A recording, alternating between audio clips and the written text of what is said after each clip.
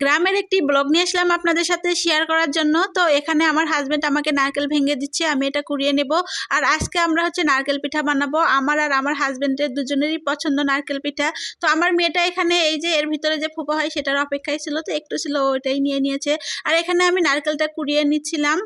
আর আমরা যে মেয়েরা আছি আমাদের পছন্দের খাবারগুলো মনে হয় আমরা বাবার বাড়িতে গেলেই বেশি খাইতে পারি, কারণ আমাদের কি পছন্দ, আমরা কি পছন্দ করি সেটা আমাদের মা ভালো করেই জানে, আর সেই খাবারগুলোই বানানো হয়।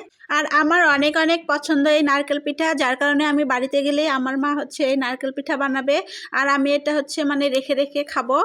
আর এই ভিডিওটা করা ছিল অনেক দিন আগের, তো আমি গ্রামে গিয়েছিলাম, সে গ্রামের একটি ব্লগ, এটা তো এডিট করা হয় নাই, যার কারণে এটা আমি শেয়ারও করি নাই। আর একদিন পর পর ভিডিও দেওয়ার কারণে অনেক ভিডিও জমে আছে, তো আস্তে আস্তে আর কি আপনাদের সাথে সবই শেয়ার করব। তো এখানে নারকেলের কোড়টা হচ্ছে ভালো করে ভেজে নেওয়া হচ্ছিল, তো এটা হচ্ছে গুড় দিয়ে আর কি ভেজে নেওয়া হচ্ছিল, যার কারণে অনেক সুন্দর কালার আসছে। আর আমাদের চুলার পারে হচ্ছে অনেক অনেক রোদ আসছিল এই সময়, তো যার কারণে কালারটা আরও সুন্দর লাগতেছিল। আর এখানে হচ্ছে কুলি পিঠা বানানো হবে, তো এই পিঠাটা আমার এতটা পছন্দ না, তারপরে হচ্ছে বানাচ্ছে। আসলে শীত মানেই তো নানান ধরনের পিঠা, তো এখানে হচ্ছে কুলি পিঠা বানানোর জন্য এই যে মানে কাই করে নিয়ে সেটা হচ্ছে পিঠির মধ্যে ডলতেছিল। আর ফাইনালি এখানে পিঠাও বানানো হয়ে গেছে, তো আমি একটু একটু স্কিপ আর কি নিয়েছি, ফুল নেই নাই। তো এখানে এই তো পিঠাগুলো কিন্তু বানানো হয়ে গেছে, তো এগুলো হচ্ছে আবার হচ্ছে ভাপ দিবে।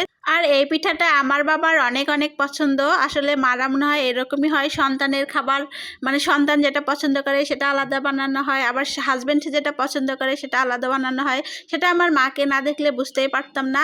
আসলে আমি যেটা পছন্দ করি সেটা আমার মা আলাদা করে রান্না করে, আর আমার বাবা যেটা পছন্দ করে সেটাও তার জন্য বানানো হয়, এজন্য আর কি বললাম। আর আমি যেহেতু আমার লাইফস্টাইল আপনাদের সাথে শেয়ার করি, তো যার কারণে হচ্ছে এগুলো আর কি আপনাদের সাথে শেয়ার করতেছি। তো এখানে হচ্ছে ওই যে কুলি পিঠাটা বানানো হবে, মানে নারকেলের যে কুলি পিঠা সেটা বানানো হবে। তো এখানে হচ্ছে রুটি বানিয়ে তারপর হচ্ছে গ্লাস দিয়ে কেটে নেওয়া হচ্ছিল।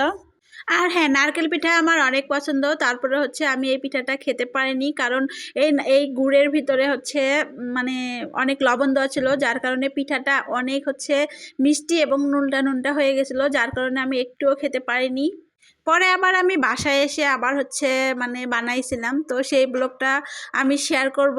আর পিঠাটা আমি খেতে পারিনি, যার কারণে আমার মা ভীষণ মন খারাপ করছিল। আর এটা হচ্ছে মানে আমি ঢাকায় আসার মানে ঠিক 2 দিন আগে আর কি, যার কারণে আমার মার অনেক অনেক মন খারাপ হয়েছিল, কারণ পিঠা আমার অনেক পছন্দ এবং আমি সেটা খেতে পারলাম না।